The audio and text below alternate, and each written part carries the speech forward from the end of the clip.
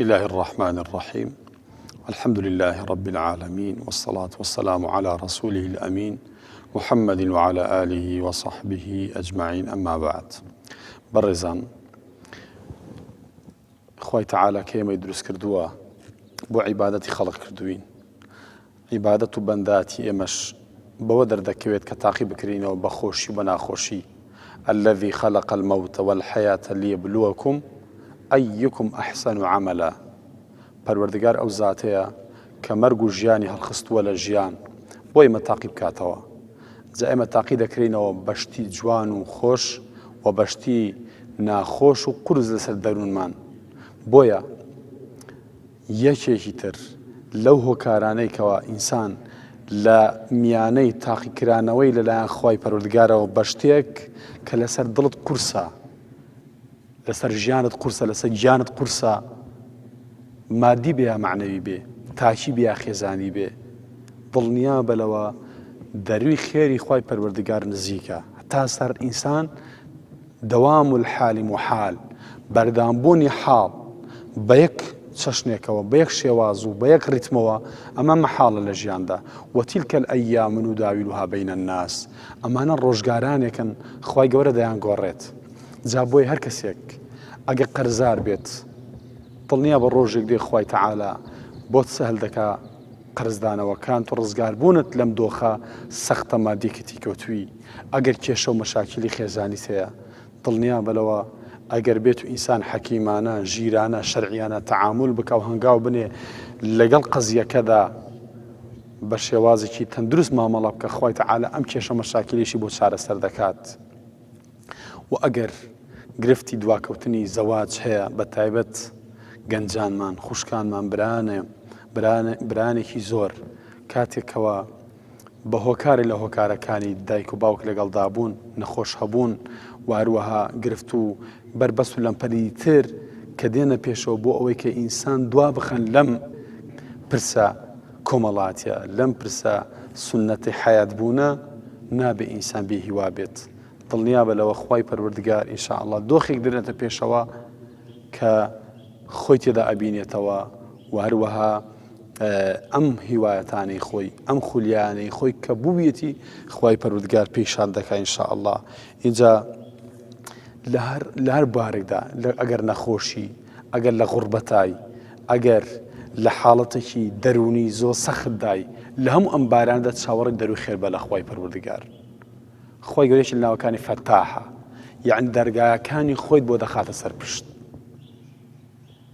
بۆیە ئەفضل العیبادة انتظار الفرج پێغەمبەری خوا فەرمی صلی الله علیه وسلم باشترین عیبادەت ئەوەیە کە ئینسان چاوەڕێی دەروی خێری خوا بکە ئەگەر تەماشای وێزگەکانی ژیانی پێغەمبەرکەی صلی الله علیه وسلم بێگومان دۆخی زۆر قورسی تێپەڕاندووە بەردبارانکردنی پێغەمبەری خوا صلی الله علیه وسلم وفاتی خێزانی وفاتی مامی بەهەتی و گەورەبوونی دەرکرانی لە زێدی با و باپیرانی پیلانجێڕان لێی بە کوشتن بە دیلکردن بە دەرکردن ئەمانە ئینجا هەژارێکی پێغەمبەری خوا صلی الله علیه وسلم و هەروەها ئەم هەموو مؤامەڕێکە جوولەکە لە مەدینە کردیان لە پێغەمبەر صلی الله علیه وسلم لقد كان لكم في رسول الله أسوة حسنة بێگومان لە ژیانی پێغەمبەردا باشترین مامۆستایی هەیە بۆیە ئەگەر ناخۆشیەکانی ژیانی پێغەمبەر دەبینی صلی الله علیه وسلم خۆشیەکانی ژیانی پێغەمبەریش ببینە صلی الله علیه وسلم کە چ فەتحێکی کرد و هەروەها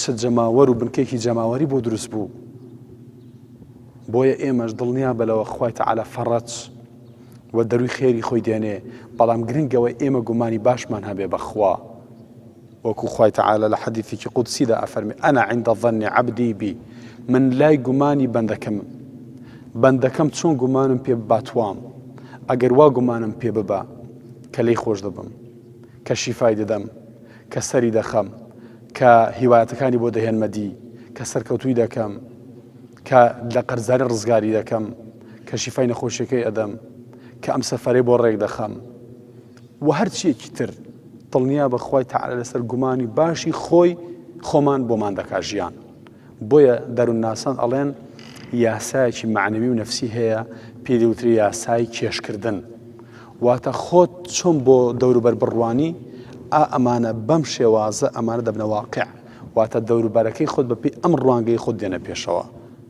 بۆیە زۆر گرنگە ئینسان دیدی ڕوون بێ، دیدی هیوادارانە بێ و گەشببین بێت. خوای تەعالە خۆی دەفەرمێ ئەلا ئین نەسڕ الله قەریب، بێگومان سەرکەوتنی خوا نزیکە بۆ عەبدەکانی.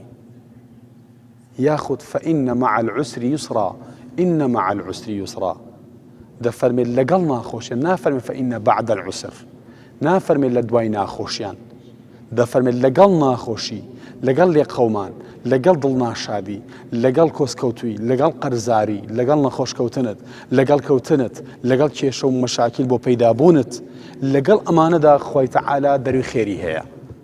بۆی ئیبن عەباس دەربارەی ئەم ئایەتە دەفەرمێت لەن یەغلێبە عوسڕ یوسڕەین، هەرگیز یەک ناخۆشی بەسەر دوو خۆشیدا زاڵ نابێت. خوای دوو جار دەفەرمێت لەگەڵ ناخۆشی خۆشی دێ، لەگەڵ ناخۆشی خۆشی دێ. یەکەم وعدەکە خوا داوێتی، دووەمیشەن دوو جار خوای گەورە باسی دەروی خێری خۆی دەکا. بۆیە پێغەمبەر صلی الله عليه وسلم بە هەموو دڵتەنجێک، بە هەموو دەردەدارێک، بە هەموو بێهیوایەک دەفەرمێ واعلم أن النصر مع الصبر، دڵنیا بە سەرکەوتن لەگەڵ خۆڕاگریتە، واتە بەس خۆ بگرە خوای گەورە سەرت دەخا. وأن الفرج مع الكرب، و دەروی خێری خوش لەگەڵ هاتنی نەهامەتیە، نەهامەتی هاتی خوا ڕووتی ئەکات. بەمەرجێک ئێمە سەبرمان بێت و دامەزراو بین.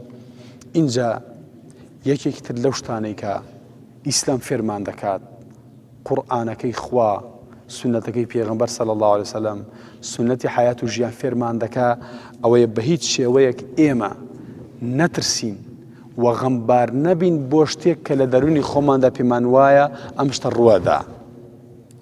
ئەمە سیفەتی چیە؟ سیفەتی ئیماندار نییە.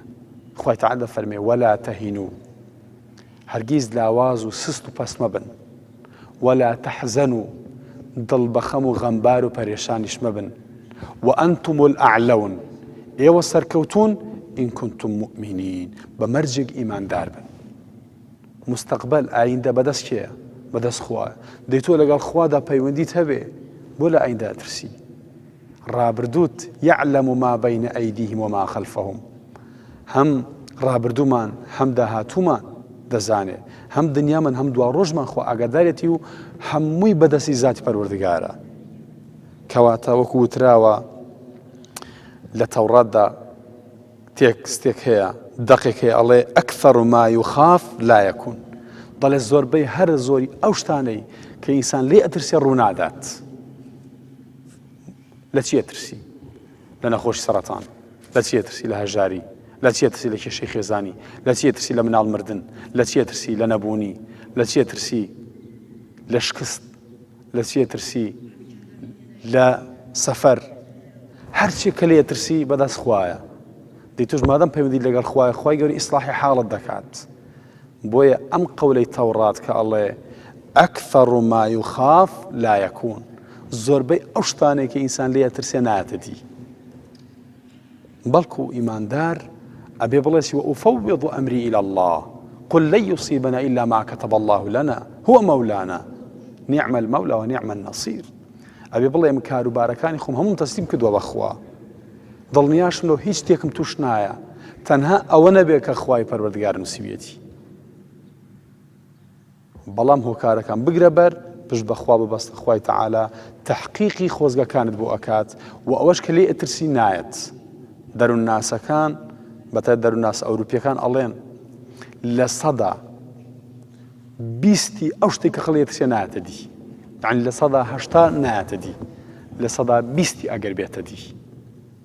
بۆی ئینسان بۆ یەقینی خۆی، یەقین و دڵنیاییە کە خوا لەسای ئیمانەوە بە تۆی داوە، بۆ ئەیگۆڕیتەوە بە ترسێکی وەهمی.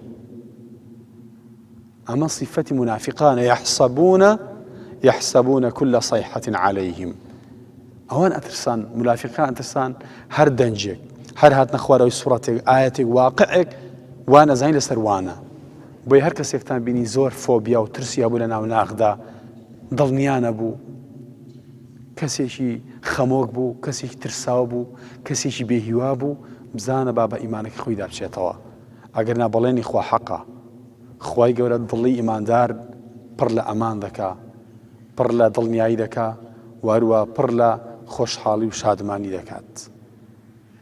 بۆیە بەڕێزان گرنگە ئێمەش هەم چاوەڕێی دەروی خێری خوابین و هەمیش نەترسین لە مستەقبەل و ئایندەمان کەچی ڕوەدات، خۆت تەسلیمی خوای پەروەردگار بکە، دڵنیا بە خوای پەروەردگار جەلە جەلالوهو ئەو شتانەی کە لێ ئەترسی خوا نایهێنێتە دی ئینشاءالله. اینجا بۆ کارەکانمان قەت با پەلە نەکەین لە کاردا، لە هەنگاودا، لە تەحقیقی هیوایەکانماندا، لە سەرکەوتنەکانماندا با پەلە نەکەین، تەنانەت لە عیبادەتدا پەلە مەکە، لە دوعاکردندا پێغەمبەر دەفەرمێ ساسم دوعاکانتان گیرا دەبێ مادام پەلە نەکەن. خوای تەعالا پێی خۆشە بەندەکانی نەرمونیان بن. العجلة من الشيطان پەلەکردن لە ئیشدا لە شەیطانەوە، وەتەئەنی من الله لە سەرخۆیی بەهێدیومەندی بە پلان هەنگاونان ئەمە لە خواوەیە. خوای گەورە لەگەڵ ئەم هەموو دەسەڵاتی کە بە کون فەیەکونێک دەیتوانی هەموو ئاسمانەکان و زەوی دروستکە لە چەند ڕۆژدا دروستیکردن. ولقد خلقنا السماوات والأرض وما بينهما في 6 أيام. خوای گەورە لە 6 ڕۆژدا ئاسمانەکان و زەوی دروست کردووە. کەواتە ئەمە بۆ ئەوەیە کە ئێمەش بە مەرحەلە بە قۆناغ بە هێدیومەندی بەبێ پەلەکردن بۆ کارەکانمان بڕۆین. پەلەکردن لە هەر کارێکدا کارەکە سەقەت دەکا و تێکیێدا و بێ ئاکام و بێ ئەنجام و بێ دەرەنجامی دەکات. پەلەکردن وەکوای میوەیەک پێش پێگەیشتنی لێ بکەیتەوە. بۆیە ئینسان هەتا بکرێت پەلە نەکات، چونکە سەبر مەقامێکی ئیمانیشە. إن في ذلك لآيات لكل صبار شكور. ئەو کەسێک کە زۆر خۆڕاگرە ئیماندارە، ئەو کەسێک کە زۆر شاکرە هەموو نیعمەتەکان لە خوا دەزانێ، خۆی بە قەرزاری خوا ئەزانێ، بە زمانی اعتراف دەکات لە خواوەیە، ئینجا بە عەمەلیش نیعمەتەکان بۆ خوا بەکاردێنێ. ئیمانی ئینسان و ئیماندارەتی ئینسان یعنی ئەم دوشتە. عجبا لأمر المؤمن إن أمره كله له خير وليس ذلك لأحد إلا للمؤمن. إن أصابته سراء شكر فكان خيرا له وإن أصابته ضراء صبر فكان خيرا له. پێغەمبەر دەفەرمێ ساسم ژیانی ئیماندار سەرسوڕمانی تێدا هەمووی هەر خێرە، یان لە خۆشیدا کە دەبێت شوکرانە بکە بۆی بە عیبادەت دەگەڕێ، یان لە ناخۆشی و بەڵادا کە پێویستی بە سەبر و خۆراگریە و خوا بە عیبادەتی بۆ دەجێڕێت. اینجا ابن عمر دەفەرمێ بالصبر أدركنا حسن العيش. دەفەرمێ ئێمە بە خۆڕاگری گەیشتینە جوانی ژیان. کەواتە ئێمەش ئەگەر بمانەوێت ژیانمان ڕەنگ ڕێژکەین بە مەقامە ئیمانیەکان، بە مەقامە هیوا بەخشەکان، پێویستە چاوەڕێی دەروی خێری خوا بکەین و پێویستە نەترسین لە مستەقبەل و ئایندە و خۆمان بەخوا بسپێرین لەگەڵ گرتەبەری هۆکارەکان.